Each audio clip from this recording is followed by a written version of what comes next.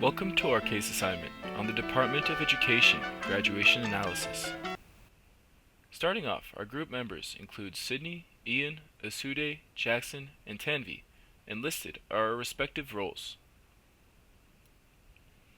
The outline includes a data overview, Tableau visualization, a final estimated regression equation, some key takeaways, and our final recommendation. The data overview with important variables. Our interpretations of R² and standard error. We are 38.97% of the way toward perfectly predicting graduation rates for 6 years using this model, and the standard error is telling us that we could be off by an average of 14.07%. This table shows the numbers that we just used directly from the Excel sheet. Next, we'll look at the coefficient interpretations. The percent of financial aid. As the percentage of financial aid increases by 1%, graduation rate of 6 years decreases by 0.62 on average and all else constant. And this figure shows that through the graph. Admissions total. As admissions total increases by one person, graduation rate of 6 years increased by 0.001% on average and all else constant. For private schools, the graduation rate for 6 years is 17.08% higher than it is if it is a public school on average and all else constant. For cities, graduation rate for 6 years is 0.03% higher in city than in town. For suburb schools, the graduation rate is 2.11% higher in suburbs than in town. For historically black schools, the graduation rate for 6 years is 13.93% lower than if the university is not historically black.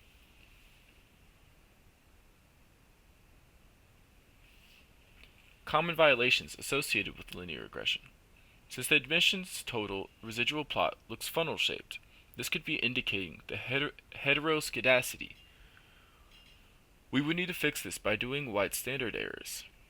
Since the residual plots do not look random, nonlinear patterns were not found in the residual plots. Let's take a look. We found that the admissions total and applicants total had multicollinearity for the financial aid, percent of freshmen receiving federal, state, local, or institutional grant aid, and percent of freshmen receiving any financial aid have multicollinearity. To fix this, we can increase our sample size or drop a highly correlated variable from the model as well. When looking at the correlation matrix, all correlation values between residuals and dependent variables were small values. Therefore, there is no concern for endogeneity. Let's take a look.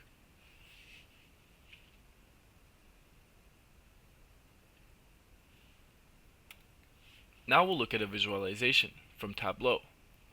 This shows the graduation rate for private schools being far higher than the public schools, just as the previous data has shown. This drop-down has all states selected, so this is data from all of the USA. Next, we'll take a look at an interactive data visualization from Tableau. Up in New York, for example, we see that the graduation rate is roughly 45%, which is pretty high. This is likely because of more support and funding for the schools that are wealthy and they have large cities. Let's compare this to Mississippi, a state that has a much lower graduation rate. This is likely because of lower support in the school and less money. This means that they should target states like Mississippi or Arkansas with these low graduation rates to even it out. Our final estimated regression equation. The graduation rate for 6 years includes all of the following variables in the following format. Key takeaways. Our model provides valuable insights into the factors affecting 6-year graduation rates for universities and colleges in the United States. The variables chosen, such as percentage of financial aid, admissions total private, city, suburb, and historically black institutions, each have significant impacts on graduation rates. For example, private institutions located in cities or suburbs tend to have higher graduation rates. This information is relevant because it highlights areas where universities can focus their efforts on improving graduation outcomes, such as providing targeted support for students at public or historically black institutions. By understanding these factors, schools can allocate resources more effectively and design strategies tailored to their unique demographics and challenges. Recommendations: support for public and historically black institutions. Schools in these categories should consider developing initiatives such as academic support programs or increased financial aid transparency to improve graduation rates. Optimize financial aid allocation. Some higher percentages of financial aid are associated with slightly lower graduation rates. Institutions should explore whether financial aid packages are effectively supporting students' academic success, or if additional support services are necessary. Address multicollinearity in data.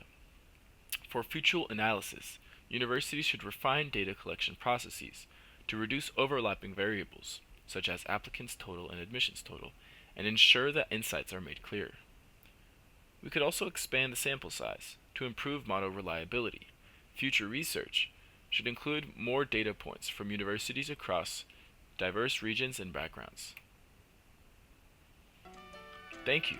Please reach out if you have any further questions.